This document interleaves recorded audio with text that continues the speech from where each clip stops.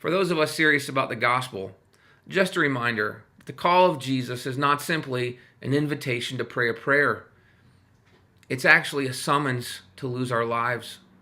We've watered down the gospel so much, especially in America, that people don't see that Jesus really demands our all.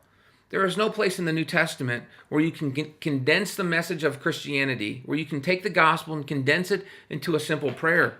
Certainly people have to believe, and there has to be some confession with our mouths. But over and over and over again, Matthew 16 and Luke chapter 9, Jesus, in essence, warns the people who are considering following him. The masses are behind him. He's done some really cool tricks. He's done some things they haven't seen before, and he's talking in a way that other people aren't talking. And so they're following him for all kinds of different reasons. And he turns, pivots around, and looks at the crowd. He says, if anyone wants to come after me, let him first deny himself and take up his cross and follow me. Whoever wants to save his life will lose it. Whoever loses his life for my sake and for the sake of the gospel, he'll find it. He'll save it. He'll keep it. The call of Jesus, it's costly. And somehow we've diluted the gospel. We've polluted the gospel. We've adulterated the gospel, and we've condensed it into a little prayer. And we sound so pathetic and desperate for people to pray the little prayer so they get in. But that's not a New Testament principle. And that is certainly not the gospel that Jesus was talking about. That's not the gospel that he taught. The gospel that Jesus taught repeatedly was, if you want to follow him, be willing to lose your life. And the men and women who followed him, they did just that. They lost their lives.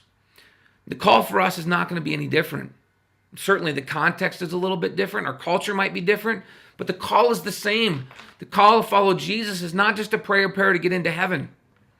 The call to follow Jesus is a response to an understanding of who he is and our desperate need for him.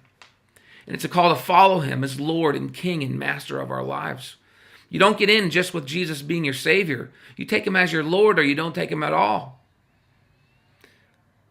The gospel in America is not the gospel.